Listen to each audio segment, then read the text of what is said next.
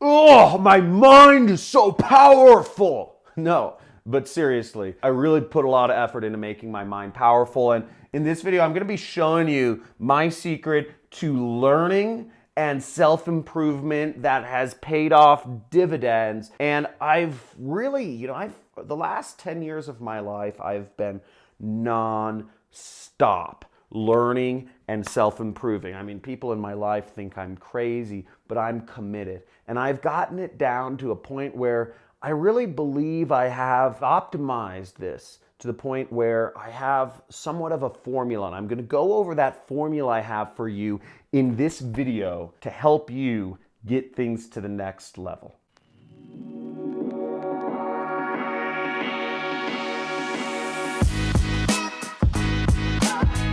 Okay. Now, you're probably thinking I'm gonna, use the word mindset or some other things in this video, and you're like, I don't need another mindset video. Dude, I'm sorry, but this is gonna be a mindset video, but it's gonna have a twist. Everybody talks about the mindset, right? The mindset. And frankly, I'm bored of hearing about mindset too. It's like, how do you improve your mindset? How do you even train your mindset? Is it just following a lot of gurus that are pitching me on YouTube and Instagram and email? Well, yes and no. And the fact of the matter is, I hate that word mindset too, because it's like, how do you improve it? But I'll be going over right down here how you can improve it, the fastest way to improve it. What I've found, which is really interesting about mindset, is that you want to study people that are 1 to 2 levels above you, but not more. And the other thing I found out about is you don't want to study people who are at your level either. So there's a danger. If you're taking advice from people who are at your level, say you're working a job and you say, I want to quit my job, I want to make a lot of money, and your buddy says, oh man, I have some great advice for you, just put money in your 401k and save up. I read this book and that's the way you get rich. Taking advice from another person who's in the same position as you is not going to help out at all. On the other hand, studying people who are many levels above you isn't going to help you either. Warren Buffett, Bill Gates, Steve Jobs, Elon Musk. How many of you have just lionized some of these 100 billionaire figures or guys with tens of billions of dollars, like the ones I mentioned? Steve Jobs, Bill Gates, Elon Musk, Warren Buffett. These guys, they're obviously unbelievably successful. Now, I fell into the same trap too, and I thought I should study these guys, right? They're the richest men in the world. And studying the richest men in the world is going to get me higher up. It's going to make me more money. I'm going to get their mindset. I'm going to become super wealthy, or even 1% as wealthy as these super billionaires. And frankly, for about a year, I spent studying almost every night different billionaires, not just the deca-billionaires that are at the tops of, the Forbes list, but also the guys further down. I studied a lot of tech billionaires, and I studied a lot of software billionaires and real estate billionaires, all sorts of billionaires, because I watched every single interview with Warren Buffett, Elon, Bill Gates, Steve Jobs. I'd watched them all. I started studying all these other billionaires, but the reality is that knowledge is too many levels high for most of us to put into action, to actually take that and become wealthy and have that affect our outcomes ourselves. Now, the rule of thumb that I use for 1 to 2 levels is looking at somebody by you can look at their income or their net worth. I go by net worth as much as I can. Now, in my case, my net worth is in the 7 figures, right? It's in the millions. That's my net worth. What I found is a far more efficient way for me to study and train this weird amorphous thing such as mindset is by actually going to people who have net worths of 8 or 9 figures. Now, this blew my mind when I first came across it. And if your mind is beginning to be blown, or if this is starting to make sense, or if you're starting to see the threads, I'm going to tie them all together.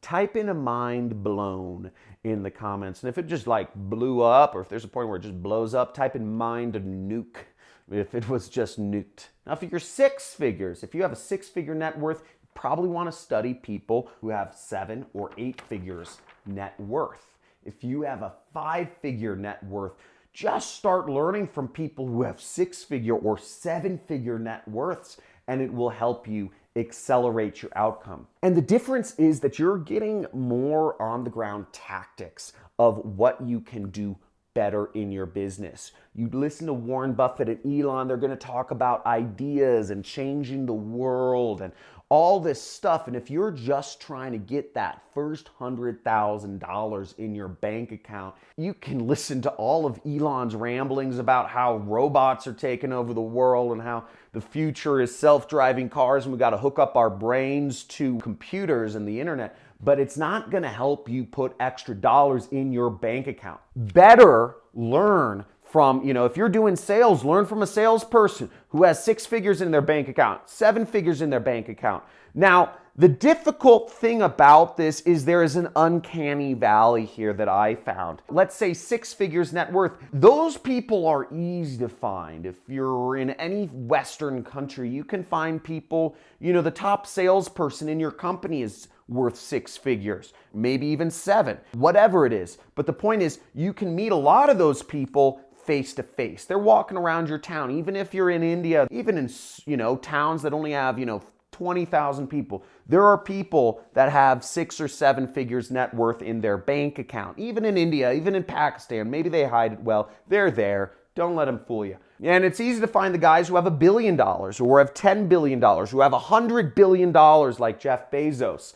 So at both ends of the spectrum, it's easy to find these people over here that have 6 or 7 figures net worth. And it's easy to find these people who have $1 billion, $10 billion, $100 billion net worth. But I found it was very hard to find those individuals as a 7-figure net worth individual that have 8 and 9-figure net worths. And sometimes maybe it's hard for you to find 7-figure net worth people that you can learn from. There are a lot on YouTube, but it's harder to find the people with 8-figure net worths, with 9-figure net worths, because most of those people, they aren't famous enough yet. They aren't lionized in their industry.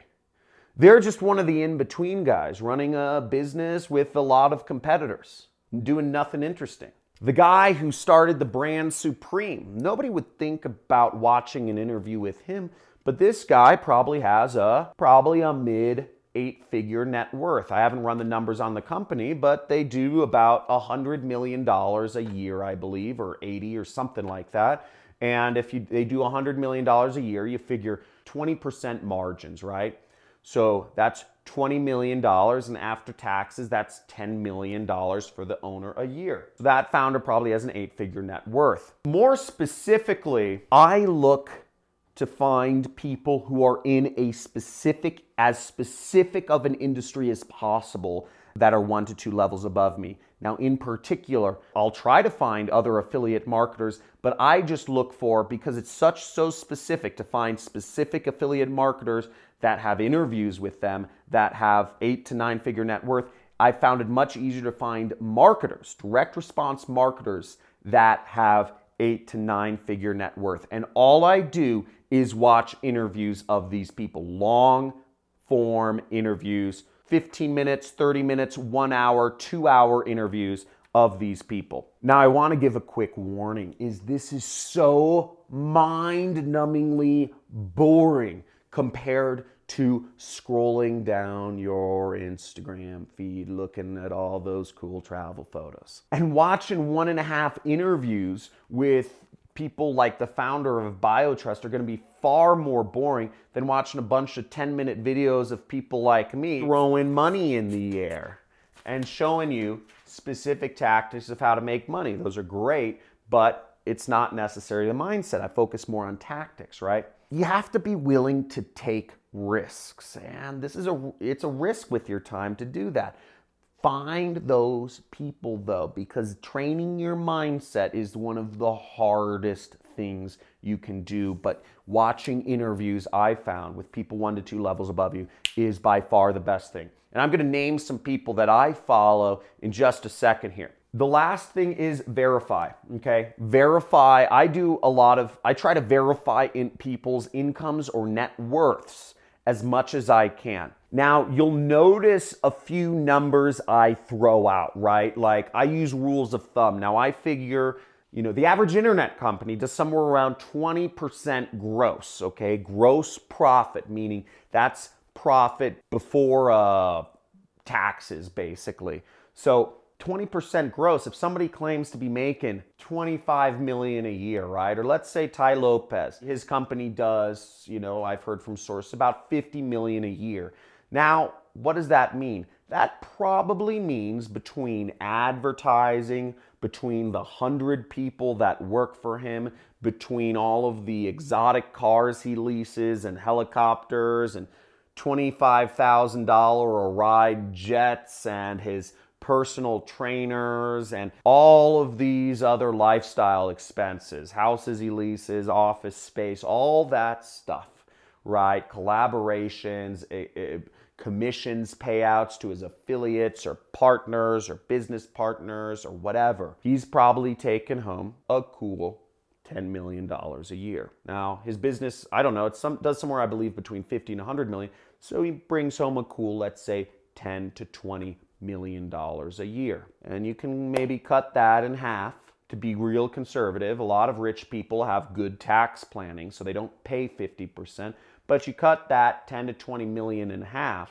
and you're left with 5 to 10 million. And you figure these guys, he's only blown up in the last couple years, so his net worth is probably somewhere, I would estimate, in the range of, 5 to 10 times 4, it's somewhere between 20 to 40 million dollars, like liquid cash he owns, not in his business, not like his personal net worth is probably 20 to 40. So if you have 6 figures in your bank account, or if you have 7 figures in your bank account, Ty Lopez might be a very good person to listen to. But if you're dead broke, if you've got $5,000 to your name, if you've got $10,000 to your name, you might as well be broke, right? Ty Lopez probably isn't going to help you. His mindset stuff is not going to help you get to that next level as fast as if you were studying those people that are 6 and 7 figure net worths. So I'm doing a lot of back of the envelope math, and who I follow mainly is people now, instead of following billionaires or people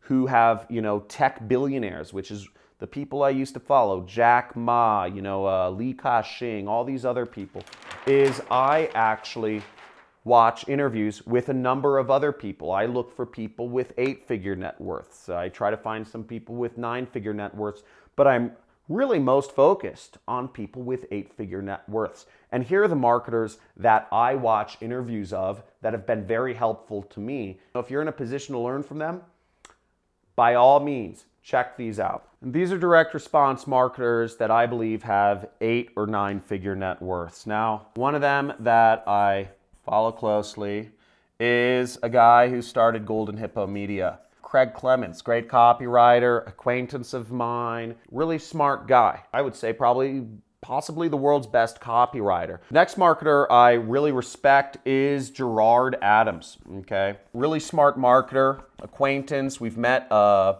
couple times, and really smart guy. He sold a company for a lot of money, and he's a marketer.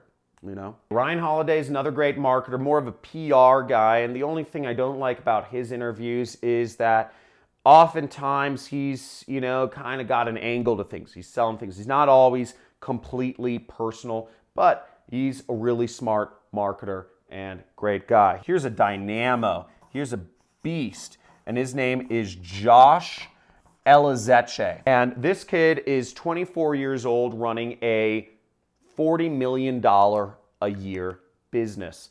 And he's been running the business for a little bit. Sole owner. And that's another thing you got to look out for when you're looking at the people who run these companies. Just because somebody runs a $100 million a year company doesn't mean they're worth, $100 million. It doesn't even mean they're worth $10 million. Because if they only got their company up to 100 million last year and there are 4 other founders, you can figure out that, okay, that, let's say 20 million profit, that 20 million profit is divided amongst 5 people. So that one founder that you found that claims to be a $100 million man might only be an equal partner, even worse, a minor partner, and he only has a couple $1,000,000. And if you're looking to learn from 8-figure entrepreneurs, you got to check your math, right? How many other founders does a company have? And the last marketer is a really good guy, Joel Marion. And I'm actually going to put up a last one, which is just super awesome, which is Dan Fleischman, okay? Shout out to Dan Fleischman. Sorry to put you at the bottom. And this guy is super smart PR, marketing, branding sort of guy, create a lot of direct response brands. But all of these people, I've studied a lot of their interviews because they're 8- and 9-figure net worths. Now, one thing I recently did, which was kind of crazy, is I joined this ultra expensive mastermind. It cost me to the tune of $100,000. $100,000 for a non-ROI networking group. Yeah, you know, it was scary for me. But frankly, I've been having such problems surrounding myself with more 9-figure marketers or more 8-figure marketers. I have a couple in my circle, but you know, I have a lot of friends who run 8-figure businesses in my circle. A very few who have 9-figure businesses in my circles. But these are guys, I don't hang out with them that often. The guys who have 8-figure businesses, you know, most of them only actually have a 7-figure net worth. The guys who run 9-figure businesses, they have an 8-figure net worth, but I don't see them that often. Now, I joined this it's called the $100 million mastermind because I wanted to surround myself with the next level of people. And for me, getting myself surrounded with others that are 1 to 2 levels above me has been, you know, not just watching their interviews, but surrounding myself, immersing myself in people that are a level above me. I can't immerse myself with, you know, Elon Musk or Jeff Bezos. If I could, that would probably be really good if they were like my buddies. But either way, you know, I can go 1 level up, but I had to pay to play. And this mastermind is just a beast. And I'm actually really excited to be a part of it to help me go to the next level in my business. So make sure you subscribe if you're taking yourself to the next level, because I'm a rocket ship. I'm going up. And if you're coming up with me, make sure you hit that subscribe button. And if you're really coming up, okay, join that money club. Click that join button next to the subscribe button and join the money club. Get on live calls with me twice a month. And you're also going to get 40 hours of mini courses and videos that are unreleased on this channel to help you take your life to the next level. So get your mind straight, right? Mindset. But seriously, guys, if you got some value from this, if you understand what I'm talking about, I hope you already got your mind blown. But if you get it now, okay? If you get it now, type in mindset. This is big stuff. It just took me years to figure out what I just showed you. I spent so much time learning from billionaires and it never got me anywhere. And I hope I can make this path to success and winning in the game of capitalism easier for you, just applying these few things that have helped make it easier for me. See you in my next video. Subscribe, join the money club. Join the money club. Let's get it. And I will see you in the next video.